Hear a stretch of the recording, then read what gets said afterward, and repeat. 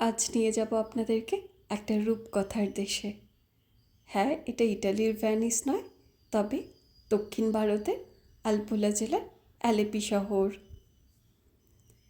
সামনে যে হাউস বোটটা দেখতে পাচ্ছেন, এটা ছিল 2 BHK একটা হাউস বোট।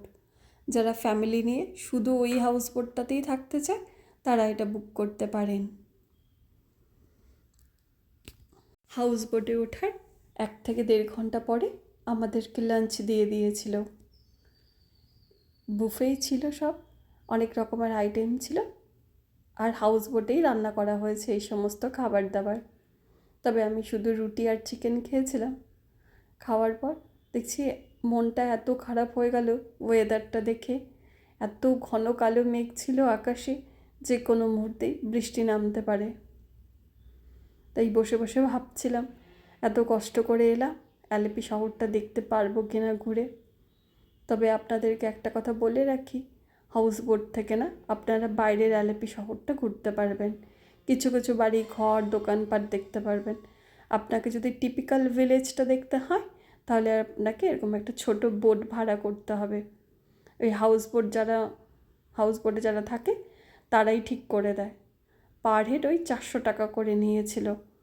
তবে রানা আর মেয়ে আসেনি, আমি একাই চলে গেছিলাম ঘুরতে।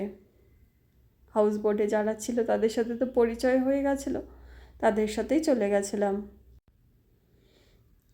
তবে চলুন এই টিপিক্যাল ভিলেজের কিছু গল্প আপনাদেরকে বলি।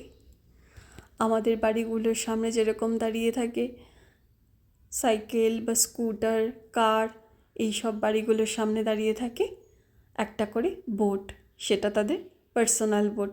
এই বোটে করে তারা এক থেকে আরেক গ্রামে যায়, এক জায়গা থেকে আরেক জায়গাতে যায়, বা এই পাড়া থেকে ও পাড়াতে যায়। দেখতেই পাচ্ছেন, শুধু একতলা নয়, দোতলা 3 তলা পর্যন্ত বাড়ি ছিল। সব বাড়িগুলো কিন্তু ভাসমান ছিল। আর বাড়ির সামনে একটু জমি ছিল, সেখানে তারা আবার বাগান করেছে। কলা বাগান, নারকেল বাগান, আম গাছ, সব রকমের গাছ দেখতে পাওয়া গেছে। আর এত ভালো ফলন ছিল গাছগুলোতে, প্রত্যেকটা গাছেই ফলন ছিল। খুব ভালো লাগছিল দেখে। আমাদের যেরকম এখানে বাস স্ট্যান্ড থাকে, বা যেখান থেকে আমরা উঠবো অটো স্ট্যান্ড থাকে, এখানেও কিন্তু সেরকম বোটে ওঠার জন্য জেটি ছিল। তারপর আমরা ওই বোটে করে ঘুরে আবার হাউস বোটে ফিরে আসি। হাউস বোটে আসার কিছুক্ষণ পরে আবার ইভিনিং স্ন্যাক্স দিয়ে দেয়, চা আর পকোড়া। ঘুরে আসার পর মনটা এত ভালো লাগছিল, কি বলবো। বারবার মনে হচ্ছিল, যদি রানার মেয়েকে না রেখে একা না যেতাম, তাহলে হয়তো খুব বড় একটা মিস করে দিতাম। জানি না আবার কবে আসবো।